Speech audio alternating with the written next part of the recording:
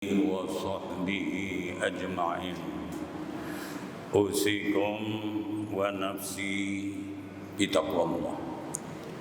Hadirin shaimin shaimat, qaimin qaimat yang berbahagia. Puji syukur kehadirat Allah. Alhamdulillah kita berada di bulan yang istimewa, bulan yang mulia.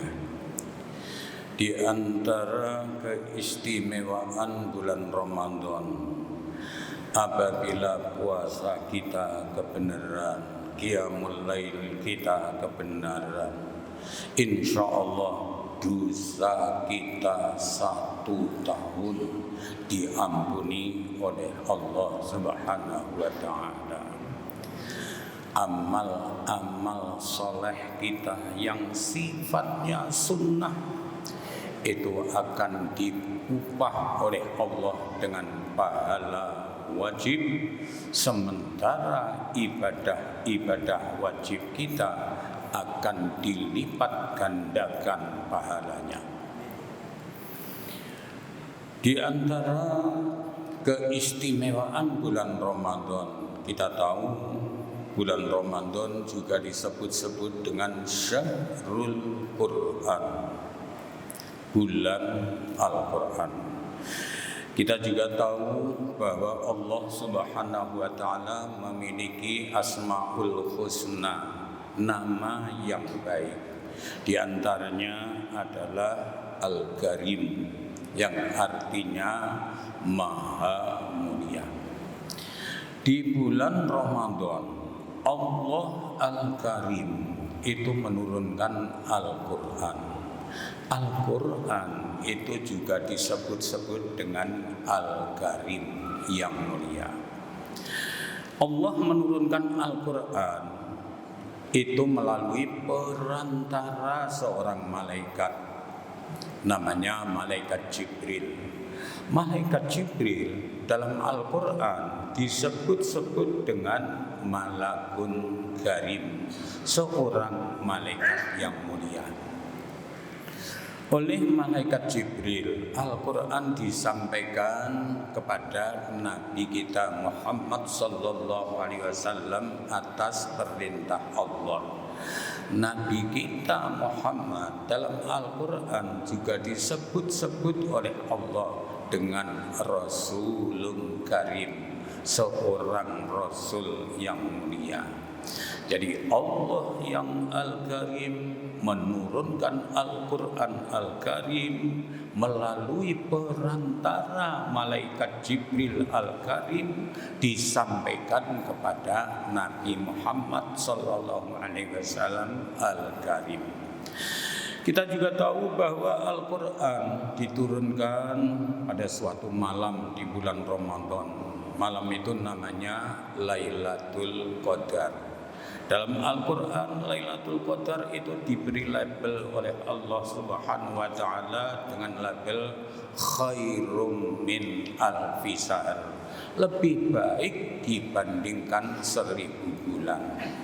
1000 bulan, hadirin, kalau kita hitung itu setara dengan 83 tahun, 3. Umat Muhammad memang umurnya pendek-pendek, berkisar pada 63, yang lebih ya beberapa saja. Akan tetapi Allah memberi karunia keistimewaan, yaitu Lailatul Qadar. Sekali saja kita mendapatkan Lailatul Qadar dengan beribadah, maka persasat umur kita plus 83 tahun. Kalau seumur hidup kita mendapati Lailatul Qadar itu 10 kali, berarti umur kita tambah kira-kira 800 tahun. Singkatnya, umur kita umat Muhammad memang pendek, akan tetapi dengan Lailatul Qadar umur kita bisa setara dengan umat-umat terdahulu, yaitu umatnya Nabi Nuh, Nabi Hud, nabi soleh dan seterusnya. Hadirin rahimakumullah, di antara keistimewaan Lailatul Qadar, di antara keistimewaan bulan Ramadan itu juga sangat bergantung kepada kita. Kedatangan bulan Ramadan bagi non muslim gak ada apa-apanya. Bagi kaum muslimin yang Islamnya masih lemah, imannya masih lemah, kedatangan Ramadan jadi beban. Ramadan lagi, Ramadan lagi. Tapi berbeda bagi kita insya Allah Islamnya yang kuat, imannya kuat, kedatangan Ramadan itu sangat dirindukan, sehingga menjadi bulan yang sangat istimewa.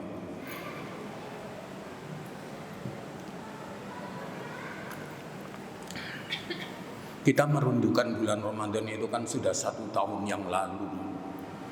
Begitu kita selesai tahun yang lalu berpuasa 30 hari, kita selesai melaksanakan qiyamul lail. Kita juga terlibat dalam ibadah sosial seperti menyantuni anak yatim, buka bersama, kemudian membagi-bagi sembako. Setelah 1 bulan full, kita keluar dari bulan Ramadan, kita diberi hadiah istimewa oleh Allah Subhanahu wa taala. Hadiah itu adalah hari raya Idul Fitri. Ini istimewa.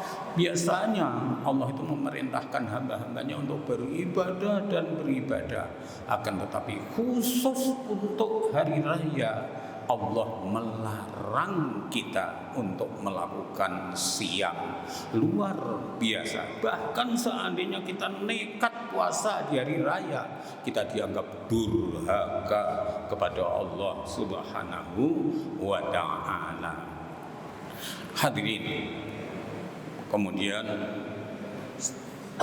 setelah kita mendapatkan hadiah dari Allah, kita juga mendapatkan dari hadiah dari keluarga, hadiah dari pemerintah, hadiah dari kantor, namanya apa? THR. Maka lengkaplah karunia yang dikaruniakan oleh Allah kepada kita. Saking senangnya tahun yang lalu kita pada mengangkat tangan, ada yang tidak mengangkat tangan, pada berdoa, ya Allah, panjangkan umur kami, sampaikan kami di bulan Ramadan yang akan datang. Begitu kan doa kita waktu itu? Pasti seperti itu. Hadirin, itu indah, nikmat dan istimewanya bulan Ramadan. Kemudian yang pahit-pahit, Nabi mengingatkan kepada kita, mewanti-wanti kepada kita tentang puasa.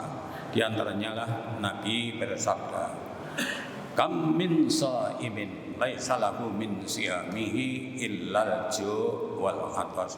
Ada juga yang lafaznya pakai ruba, yang artinya betapa banyak orang yang melakukan puasa, akan tetapi dari puasanya dia tidak dapat apa-apa, tidak dapat ampunan, tidak ada koleksi pahala amal-amal soleh bagi dia.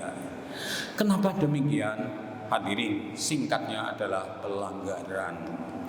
Di antaranya adalah pelanggaran yang merusak fisik puasa dan merusak pahala puasa. Ada juga pelanggaran yang merusak pahala puasa saja, tapi tidak merusak fisik puasa. Adapun yang merusak pahala dan fisik puasa itu ada pelanggaran berat. Yang terberat adalah melakukan kumpul sama istri di siang hari bulan Ramadan. Ini pelanggaran berat. Kenapa disebut berat? Ya cuman dilarang oleh Allah kalau siang nggak boleh kumpul sama istri, cuman gitu saja. Tapi kan kalau malam bisa.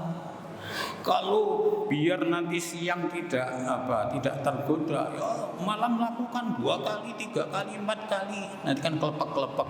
Nanti siang nggak akan tergoda oleh istri. Hadirin, hukumannya dari Allah itu sangat berat. yaitu harus berpuasa 2 bulan berturut-turut. Lubang satu saja harus dia ulang lagi, kalau lubang lagi harus diulangi lagi. Jadi mungkin kalau orangnya lemah tidak akan selesai menjalani hukuman itu. Lalu kemudian siapa yang harus menjalani hukuman itu?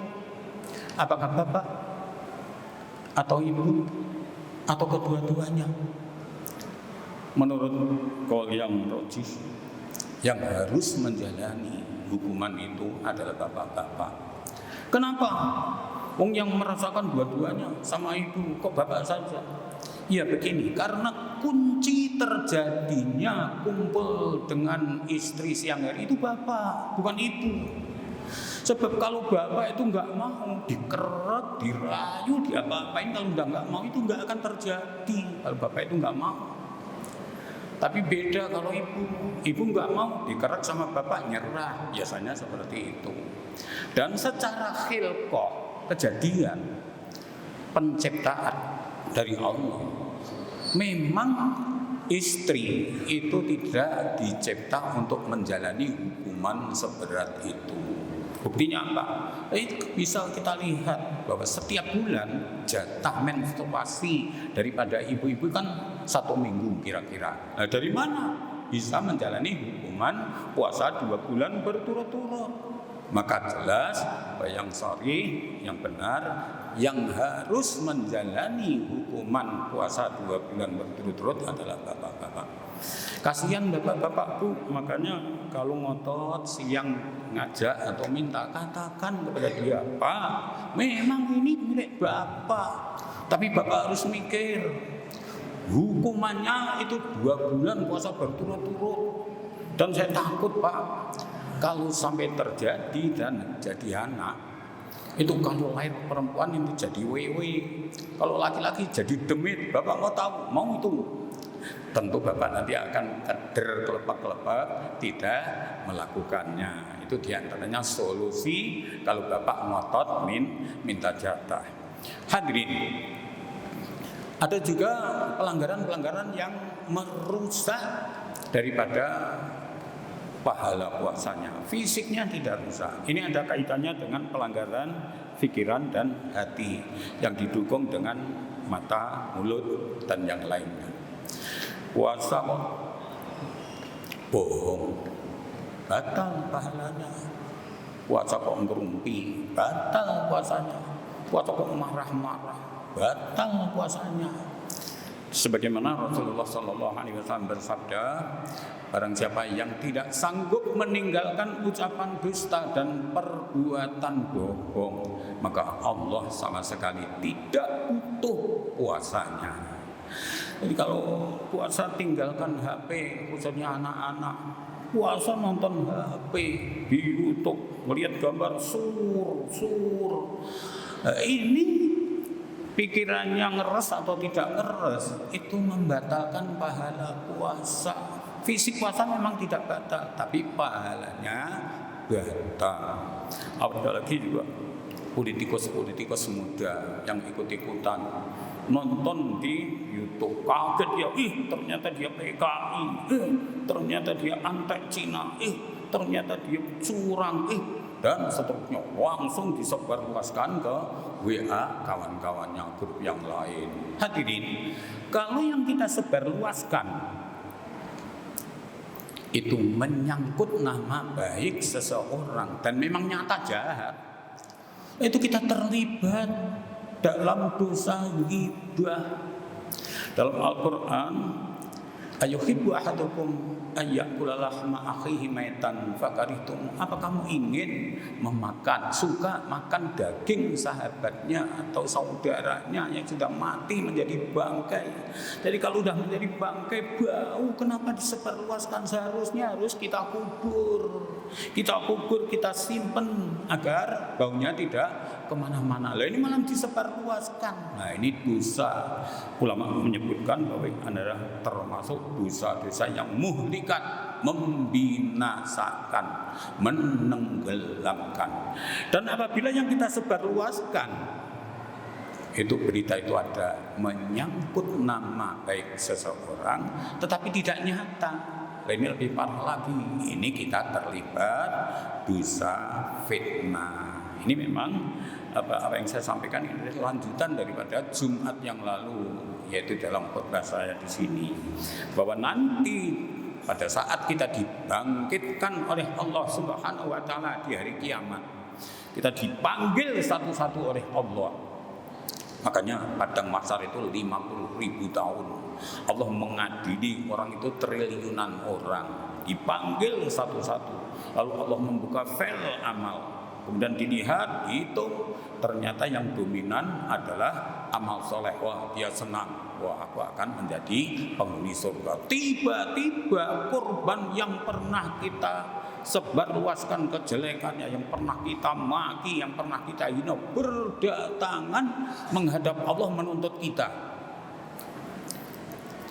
Lalu diadakanlah oleh Allah pentransferan amal.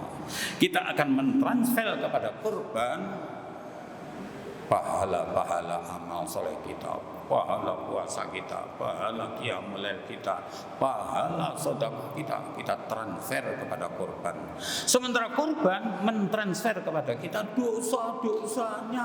Nah, disinilah letak kebangkrutan kita, letak kerugian kita. Maka berhenti hadirin, kelihatannya kita menang dalam posisi ini, tetapi di akhirat kita akan terseok-seok di hadapan Allah Subhanahu wa taala.